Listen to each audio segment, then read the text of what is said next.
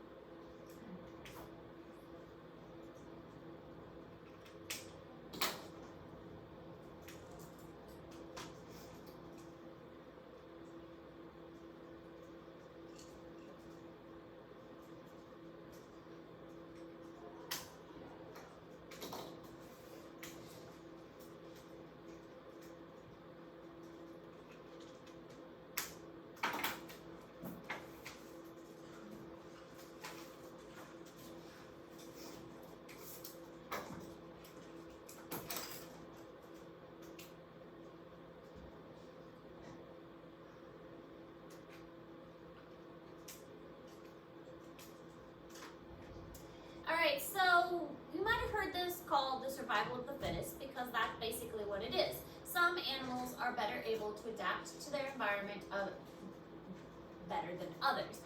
And it's not just animals, it's plants too. So organisms is a better term that you would use. Some organisms adapt better to their environment better than others. And this happens usually over generations of time, because you're looking at the population as a whole rather than just the individuals. So over generations, an organism can adapt to an environment, and then you'll see a shift in that population. So you'll have we'll look at several examples. You'll have maybe a brown or a gray color, and then you'll find out that the brown color camouflages better. So you're going to see a shift toward more brown individuals. And then those brown individuals are going to reproduce more brown individuals, and eventually all that's left are brown individuals. And that is what's called survival of the fittest, or natural selection, because they are naturally being selected for, because the brown coloration is a better trait. It is a more fit trait. That trait is better selected for because it is the one that is going to allow for the best survival. This is something that we see just occurring all the time. It is natural characteristic, and it allows the animals as a population to survive better. The traits that allow for better survival are selected for. The traits that allow for like sickness or injury or are not as good for survival are selected against, and those animals tend to die out. So they don't live long enough to reproduce, and their traits don't get to be passed on. So really it's all about, my genetics are good, I want to be able to pass on my genetics. How can I do that?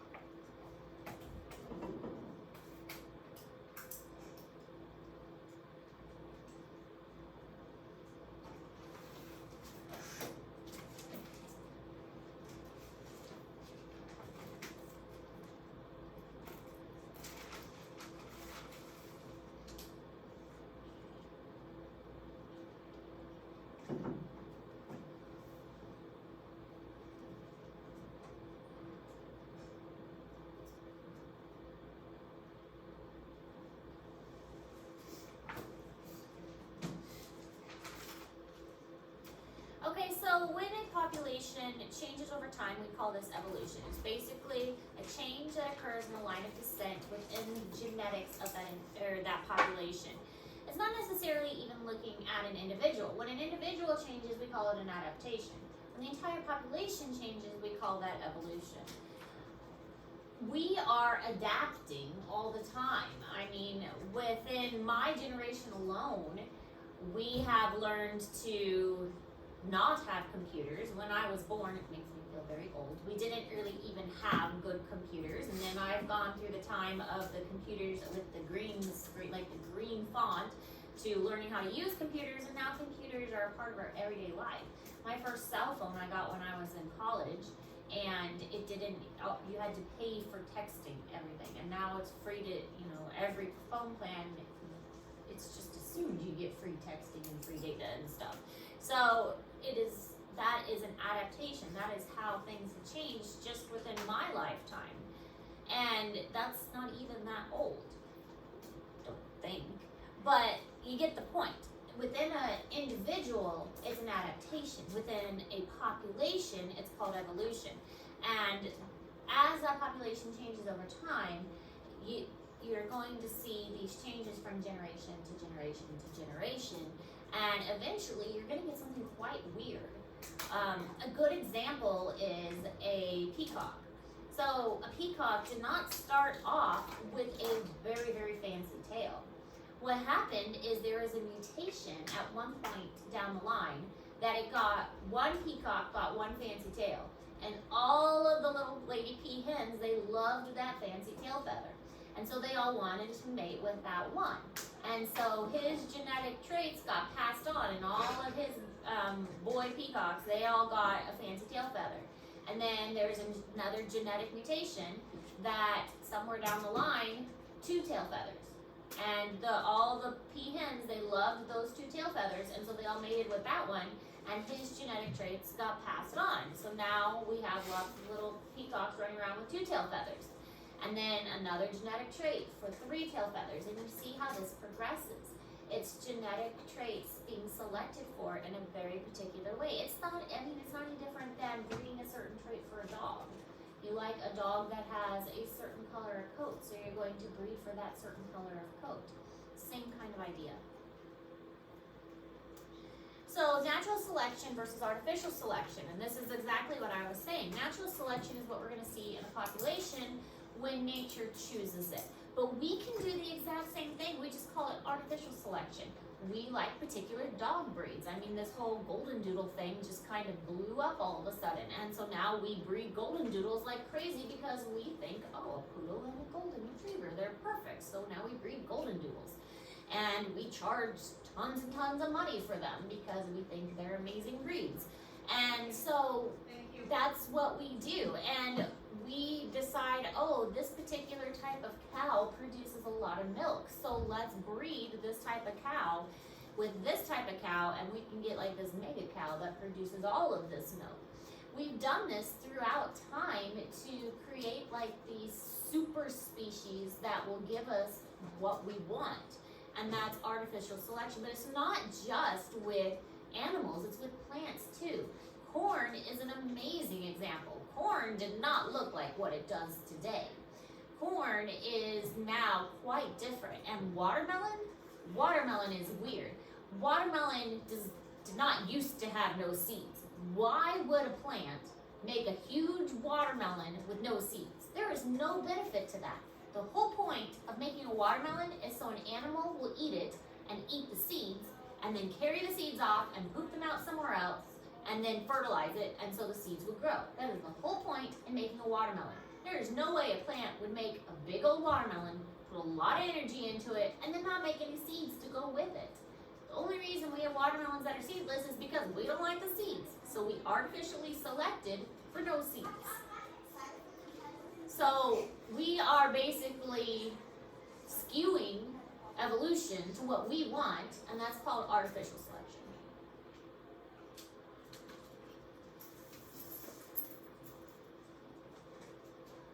Kind of selfish like that.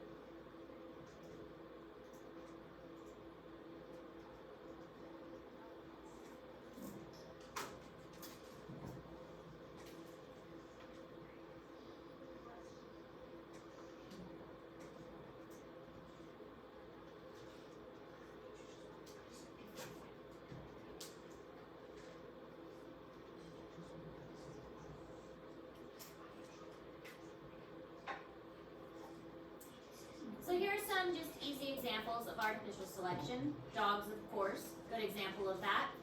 Came from a wolf, but we bred dogs for particular purposes. I mean, some dogs are small and good at chasing things. The Australian Shepherd, amazing at herding sheep. Some dogs are good companion animals. Some dogs, like German Shepherds, great for sniffing out things. We bred them for different purposes. Chickens, this is what they look like back then, this is what they look like now. We want chickens with meat so that we can eat them. So why would we want a scrawny chicken when we can get a nice big fat chicken? So let's artificially select for a big fat chicken. Corn, again, used to look like this, now it looks like this. Because why would we want corn like this when we can artificially select for corn like this?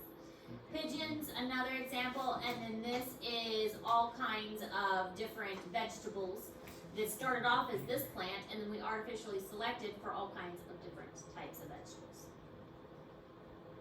Natural selection is along the same lines, only animals do it naturally. Here's a great example of moths of two color variations. So we can have the moths that have the light color, it's the same species, and that's what's important to remember, is this is the same species. There's just two different colors of the same species. So these moths can interbreed and make fertile offspring. They just have one dark and one light. But in this case, the light ones stand out on a branch. And so if a bird comes by, of course it's going to eat the light ones. It can see them better.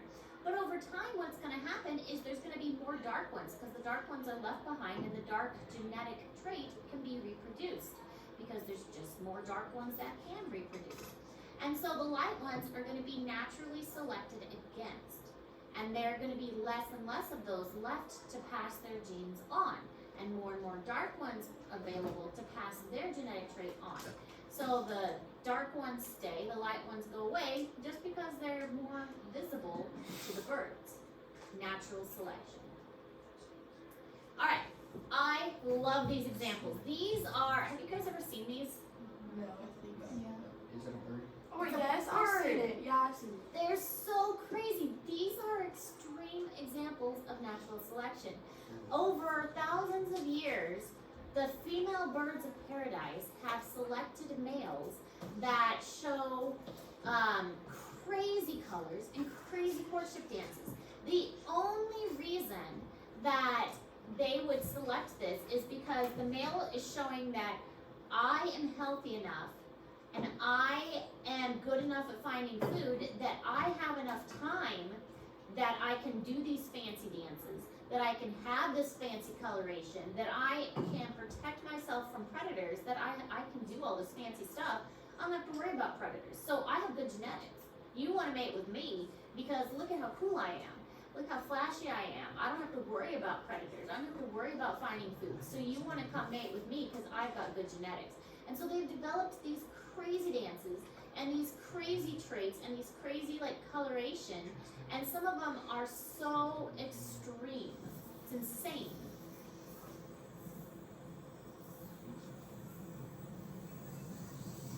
In the Great Island of New Guinea, there are 42 different species of birds of paradise.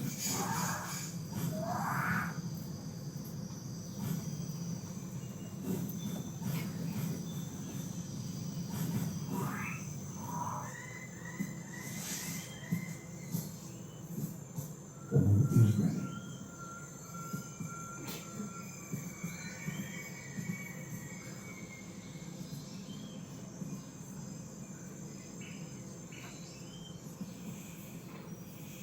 We'll have another video that looks at this guy a little more closely. Very impressive, but no one is watching. But I wanted you to see this one. This one's weird. That's the female on the other side.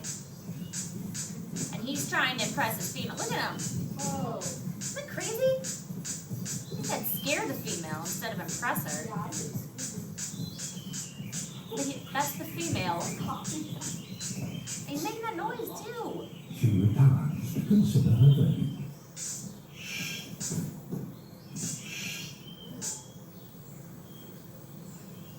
It's hard not to feel deflated when even your best isn't good enough.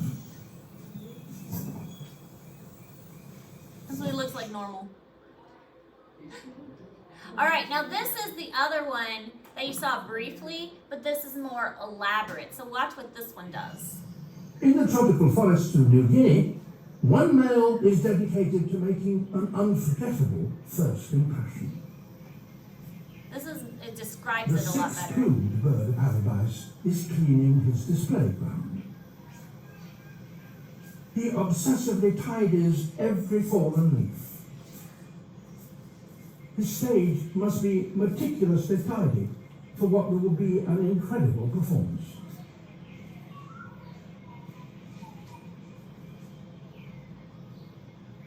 A few attractive berries to help decorate the floor. He has a crop. A crop is what stores the food. His They don't final have touch teeth, so is hardly they ever don't chew. seen. Might he think he's found a bit of old snake skin? Some scientists believe he's trying to add the scent of a snake to ward off predators. For others, it's a cleaning cloth and he's polishing a perch for a female. So I don't know why he does that.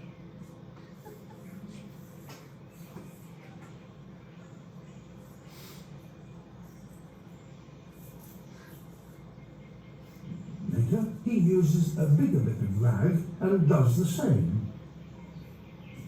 Only strong, healthy and well-fed males can afford the time and effort for the most meticulous preparation. And in theory, they're the ones with better genes to pass on. You have a highly critical audience, so it's time to rehearse the main act. I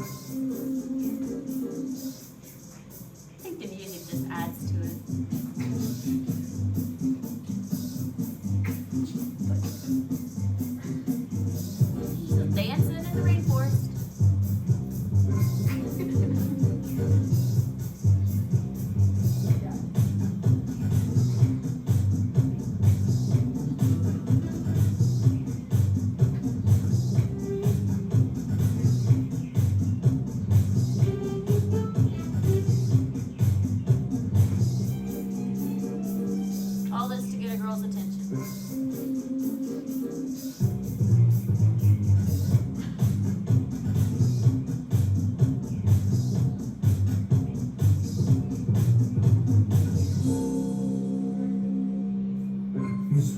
steps perfected, he's ready to start the show for real. He spots a female nearby, so quickly goes to get more berries to tempt her in. And look how different the female is. Disaster. He's left his polishing rag on the dance floor.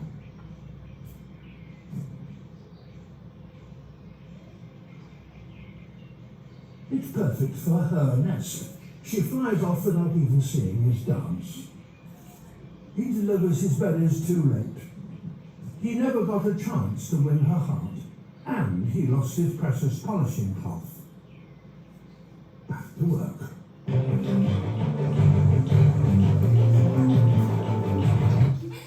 So it's interesting to see like the extreme examples that animals have come up with over time. And remember, this is all due to natural selection. They started off with a dance, and then the females liked that. And so a mutation happened that they had a long feather, and the females liked that. So those genetics got passed on over time until it became so elaborate that this was what the females selected for, and it just kept getting more and more and more and more elaborate. So this is just an extreme example of how evolution can work. Okay, so this is all the notes we're taking today, but we are going to,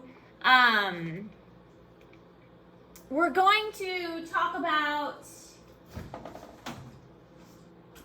the lab safety, because we're going to start doing labs soon, and I wanted to quickly go over the lab safety, because one of the things we're going to do is start growing our plants for one of our labs, and it's important that we start going over lab safety policies, especially because some of my other classes are going to start doing labs in here, and we're going to have a lot of materials out, so I wanted to make sure we go over proper lab safety. You don't have to take notes over this, but you do need to pay attention to this. As we do labs in here, there are a lot of rules that we're going to need to follow.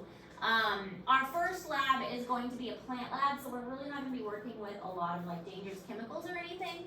And every time we do a lab, I will give you specific instructions on what you need to do for that particular lab. So if we're working with anything that you need to be careful of, I will point that out. So this first lab we're going to be doing isn't anything too intense, so it's not going to be anything you really have to worry about. But basically, don't touch things you shouldn't. Usually when I prep for labs, I put things out here on this side table. So I have 5 different science classes that I teach. It's a lot of science classes, and especially this week, a lot of my classes are getting into labs, so there's going to be a lot of materials out. That's a lot of different things for me to keep track of, but that means that not everything over there is for your guys' class. So just kind of keep that in mind, that I'm going to be running a lot of different labs, and if you see stuff over there, it's not necessarily all for your class. It's probably for a different class too. So if you see something over there, just, it's not for your class, don't worry about it, don't touch it. Only work with the stuff that's specifically for your guys' class. If something gets spilled on you, rinse it off immediately. My main priority is your guys' safety. We don't really do a lot of dangerous stuff in here, but my priority is always your safety. We do have a first aid kit in here. One of the things that shocked me when I first came here is you guys don't have a nurse. There's no nurse in this building. That really kind of shocked me. I thought every building had a nurse, but apparently you guys don't.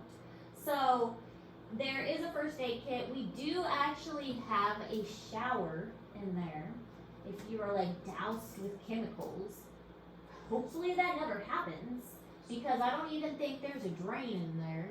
So if we pull the handle, then we're just flooding the building, which we will do if we have to. But there's also an eye wash station in there. If we ever have to use the eye wash station, make sure to keep your eyes open, because if you have your eyes closed and you're trying to rinse things out of your eyes, that's not going to work. Okay? So you're trying to flush your eyes out. But if you ever get injured, tell me, okay? I cannot help you if you're like, oh, this is gonna kill me. My priority is your safety, all right? That is my priority. If we ever do anything that's really dangerous, we're gonna wear goggles. Honestly, I don't even wear goggles at all last year, even for the dissections. The chemicals and stuff that we use isn't that dangerous. If it is something that we need goggles for, then we will wear goggles, but I don't even wear goggles at all last year. If it gets in your eyes, use the eye wash station. I've been teaching this in my 9th year in high school. I've used the eye wash station once at Garden City. A student was stupid and got stuff in his eyes, and that eye wash station worked. We had to use it, and it worked. He was goofing off, and he wasn't supposed to, and we did use eye wash station, so we did have to use it one time, and we found out it worked. Never horse around in the laboratory. When we do labs, we won't do labs here, obviously. This table is not made for labs, so we will do labs at the lab tables. You will always work in groups for labs, but you will always turn in your own work. Like, you'll work together, but everybody's expected to turn in their own paper. So you can help each other out, but you still need to turn in your own papers. Never play with lab equipment or materials. There will be labs where we do like test tubes and beakers and flasks and stuff. So don't mess around with the material, used appropriately, and always follow instructions. Every time we do a lab, I will give you instructions like, this is what we're going to do, this is how this lab works, this is what we're going to do with it. So you won't start the lab until I give you the instructions. But when we do the lab, you kind of do it on your own, and I'm just there to answer questions, because the lab will be detailed enough that you kind of read and follow along, and I will be available to answer questions. Don't do unassigned experiments like, oh, I wonder what happens when I mix this with this. It's not a wise thing to do. Don't eat or taste anything in the lab. Okay, the stuff that is in here is not edible one of my labs is a food lab that I'm doing with my physiology class starting tomorrow. So you will see food products out here. It's been in that closet for who knows how long, and it's not safe. It's not safe to eat. And when we do a lab, I will tell you, put your drinks away, put any food away, that kind of thing. I want the drinks off the table. I want your drinks put away when we do a lab. So obviously now it's fine, but when we actually do a lab, I want the tables cleared off. Emergency equipment, we do have a fire extinguisher. We have a blanket in there too. I don't even know. Let's see. We have a blanket and we have an extinguisher, which looks like it has been tested. Good. We have a blanket and an extinguisher, and we do have the shower and eye wash station in there. And we do have a first aid kit. So those are the main things. First aid kit, if you get cut or something, we'll give you a Band-Aid, we'll get you taken care of. We do have gloves. We will use gloves for the dissection. We have goggles if we need goggles. But most likely something will happen if you break something. If you break a test tube, if you break something glass, tell me. Glass does not go in the trash. Glass cannot go in the trash. It has to go in what's called a sharps container, because we can't throw glass away. The reason for that is it will cut a hole through the trash, and then the custodial people could get cut, and it's dangerous to them. So we always throw glass in a different container. And I would rather get cut than have you get cut, so let me clean it up. Lab emergencies. Basically, if you break something, it's not a big deal. We've got stuff. We've got more beakers. We've got more test tubes. Don't break stuff on purpose. But if you drop a test tube, it's not the end of the world. Always wash your hands. We're very lucky to have sinks in our room. We're one of the few science classrooms and art rooms we get sinks. I love that. So wash your hands. There's no excuse to not wash your hands after we do every lab. Always wash your hands after every lab. And keep your work area clean. So basically, you'll probably need your Chromebooks out when we do labs, but a lot of times I print the labs out. And other than that, everything will be off your tables when we do a lab. And keep things away from the edge, because it's easy to bump into it and knock it down. So just kind of be aware and keep things in the middle of the table and not just next to the edge where it can be bumped off. There you go. Keep it away from the edge of the table. Keep your work area neat and clean. Basically, this will be like the gathering area. So if you bring something to your desk to use, make sure to bring it back and put it back where you found it. The other thing I notice is that the gathering area gets really messy, so make sure you're not leaving that messy, because it's very important to dispose of things the way you're told, and also to clean up after yourself. You don't have to worry about turning off any gas jets. I don't even think the gas works in here. I've never used the gas ever for any of my experiments, so you don't have to worry about that. I don't even think the gas works. If you get hurt, tell me. Your safety's my priority. Follow the lab book.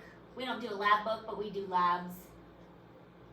And clean up after yourself. That is important. You'll need to wipe your tables down. We have spray bottles somewhere. That's just water. I'll find another spray bottle. But cleaning up after yourself is important. You'll wipe your table down. You'll make sure that everything is put back neatly. If we're using like beakers or test tubes, all of that needs to be cleaned up and all of it needs to be put away. If you do not clean up after yourself, I will take points off of your assignments, because that is part of your grade in a college class, is to clean up after yourself. That is part of any college grade, is cleaning up from a lab. So, any questions about that? Okay. How are we doing on the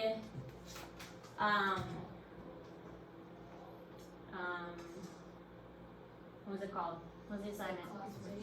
That thing. How are we doing on that thing? I have like 3 more questions. I have a question. How many other organisms do we have to have?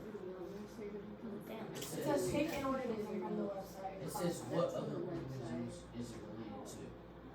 Oh, Do two. I've got two. So how are we doing on that? Good. We're doing okay? Okay. How much time we got left? It is 5th hour. We've got 15 minutes. We will talk about the plant lab tomorrow then. We will not talk about the plant lab today. We'll talk about the plant lab tomorrow. Okay? So go ahead and finish up with that. We'll talk about the plant lab tomorrow.